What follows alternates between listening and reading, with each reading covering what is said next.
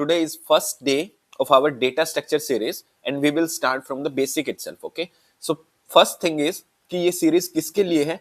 Anyone who wants to start from the beginning itself, he can join this series and he will learn everything from basic to advanced. Okay, so point is in this series we will cover everything from basic to advanced. Okay, so day 1 पर आज हम देखेंगे what is time and space complexity. Okay, so time complexity is, पहली चीज हमें ये definition याद करने की जरूरत नहीं है. ओके, अगर आप सिंपल लैंग्वेज में टाइम कॉम्प्लेक्सिटी को समझना चाहते हो तो टाइम कॉम्प्लेक्सिटी का मीनिंग हुआ कि जब भी आपका कोड रन होता है तो how much time it will take. अब वो टाइम एग्जैक्ट टाइम नहीं होगा. सी, फर्स्ट ऑफ ऑल आप ये चीज नोट करो, time complexity does not measure actual time in seconds. Okay, because actual time आपका डिपेंड करता है आपके सीपीयू पर, कंपाइलर पर, हार्डवेयर पर एंड आप कौन सी प्रोग्रामिंग लैंग्वेज आप यूज कर रहे हो. ठीक है, लेट्स से आपका कोड आज रन कर रहा है 100 यूजर्स के लिए, आपकी एन की वैल्यू 100 है.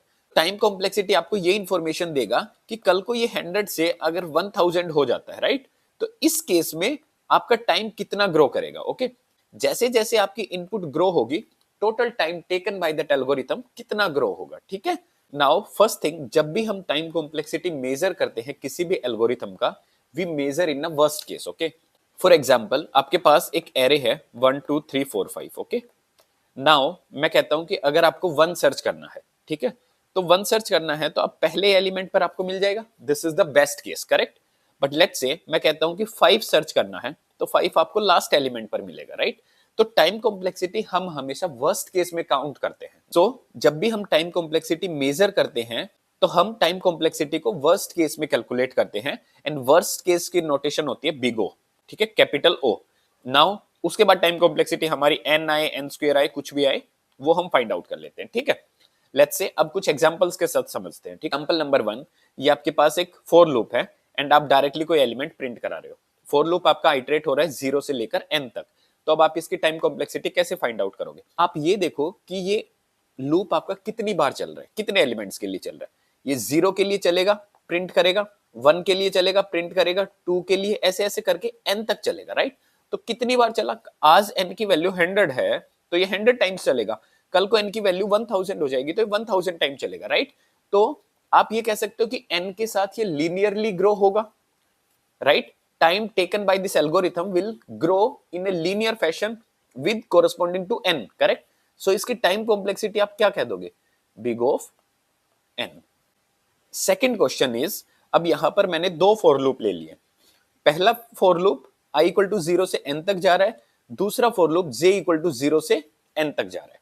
अब ये बताओ ये प्रिंट स्टेटमेंट कितनी बार एग्जीक्यूट होती है? देखो, i इक्वल टू 0 जब होगा तो 0 के लिए j की वैल्यू 0 भी होगी, 0 के लिए j की वैल्यू 1 होगी, 0 के लिए 2 होगी एंड n तक होगी. मतलब i की वैल्यू जब 0 होगी तो j की वैल्यू 0 से n तक आएगी. मतलब i की 0 के corresponding j n time iterate होगा, करेक्ट. ऐसे ही i की वैल्यू 1 के लिए n टाइम फिर से आइटरेट होगा, करेक्ट. और टोटल कितने हैं i? n, correct. सो आप क्या कह सकते हो? 0 के लिए n, 1 के लिए n, 2 के लिए n, n टाइम्स तक n. अब n को आप n टाइम्स तक ऐड करोगे तो आप इसको क्या लिख सकते हो? n square. तो इसकी टाइम कॉम्प्लेक्सिटी होगी बिग ऑफ n स्क्वायर. ठीक है, अब नेक्स्ट क्वेश्चन देखते हैं. यहां पर फॉर लूप आपका आइटरेट हो रहा है 0 से लेकर n तक. ठीक है, ओके. लेकिन जो नेस्टेड इनर लूप है आपका वो 0 से लेकर i तक ही आइटरेट हो रहा है. अब की बार वो n तक आइटरेट नहीं हो रहा. ये पॉइंट आपको नोट करना है. ठीक है, अब देखो, अगर i की वैल्यू 0 है, ठीक है, if i is equal to 0, तो j की वैल्यू क्या होगी? 0 तक. तो 0 के लिए तो सिर्फ एक बार आइटरेट होगा, j सिर्फ 0 तक ही चलेगा यहां पर. ठीक है, तो सिर्फ एक ही बार आइटरेट होगा. ठीक है, ये फॉर लूप आपका खत्म हो गया. अब i की वैल्यू 1 आ जाएगी next time, i equal to 1. ठीक है, 1 के लिए j की कितनी वैल्यू पॉसिबल हो सकती है? j 0 भी हो सकता है एंड j 1 भी हो सकता है. ये कंडीशन आपकी सेटिस्फाई हो रही है 1 तक. ठीक है, तो j की क्या होगी? 0 और 1, मीनिंग कि जब 1 होगा तो 1 0 1 1. ठीक है, ऐसे ही i की वैल्यू 2 होगी तो j की वैल्यू 0 1 2 हो जाएगी. मतलब आप क्या कह सकते हो? i इक्वल टू 0 के लिए 1 ऑपरेशन, i इक्वल टू 1 के लिए 2 ऑपरेशन, i इक्वल टू 3 के लिए 3 ऑपरेशंस, एंड देन 4 ऑपरेशंस करते करते n टाइम्स तक n ऑपरेशंस हो जाएंगे। इस टोटल का सम बताओ मेरे को कितना होता है। क्या आप इसको ये कह सकते हो n इंटू n माइनस 1/2, ठीक है। अब ये क्या आ गया, n square by 2 minus n/2। इसकी भी टाइम कॉम्प्लेक्सिटी हम लिखते हैं बिग ऑफ n स्क्वेयर। क्यों लिखते हैं, क्योंकि हमें वर्स्ट केस में लेना, राइट।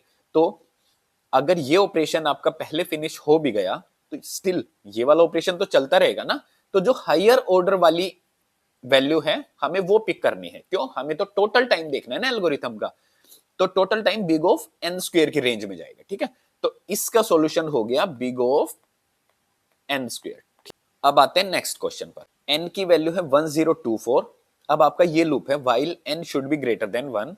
n को मैं हर बार हाफ कर रहा हूं।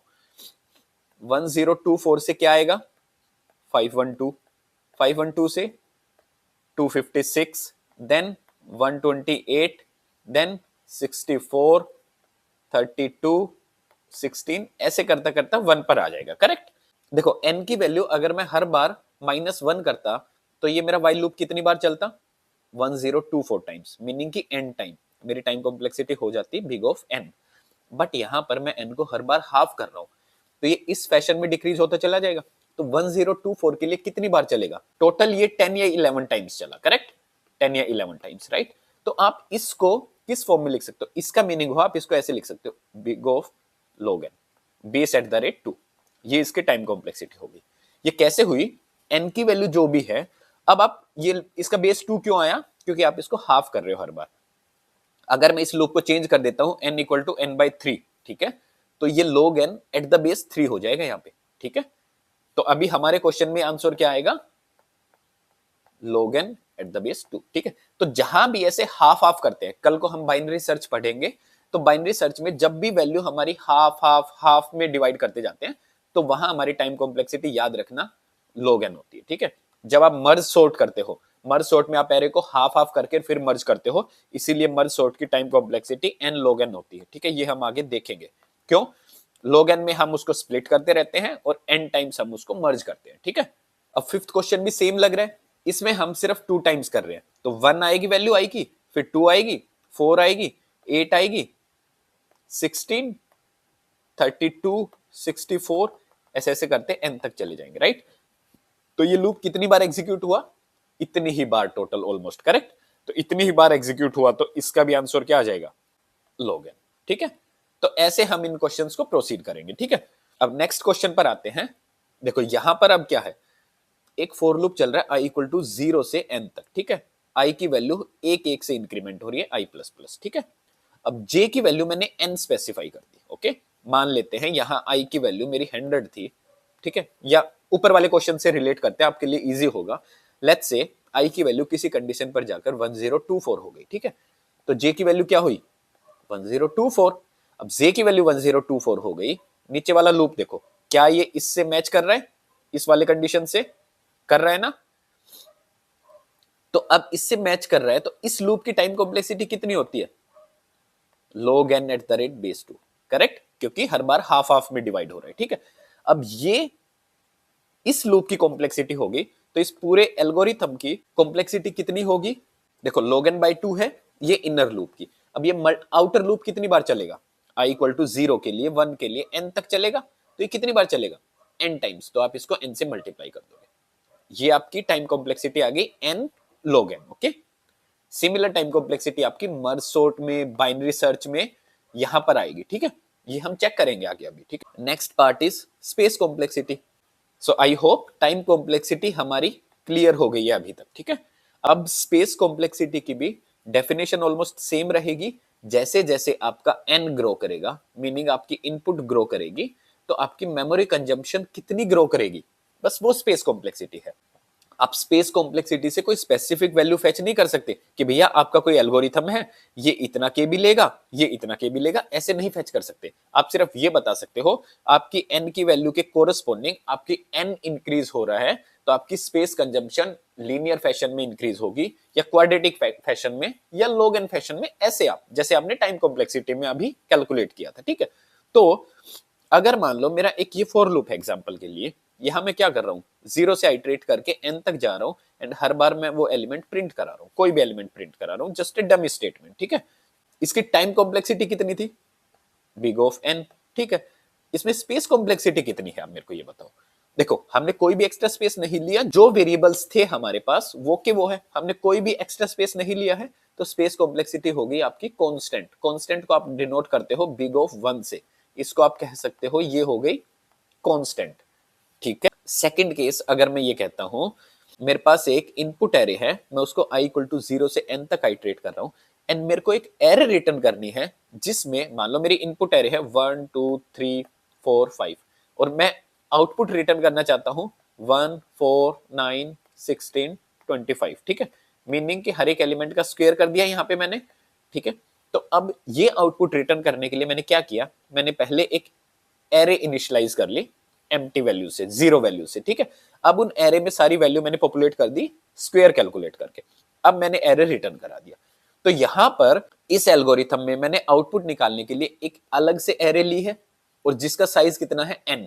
तो यहां पर स्पेस कॉम्प्लेक्सिटी में कह सकता हूं बिग ऑफ n होगी। क्यों, क्योंकि कल को अगर मैं n की वैल्यू इंक्रीज करूंगा, मेरी n ग्रो करेगी, तो मेरी जो एरे है उसका साइज भी, जो वो जितनी भी मेमोरी कंज्यूम कर रहा है वो भी मेरा ग्रो करेगा इन ए लीनियर फैशन। तो इसलिए आप स्पेस कॉम्प्लेक्सिटी यहां कह सकते हो बिग ऑफ n, ठीक है। तो I hope time complexity and space complexity आपकी अब क्लियर होगी।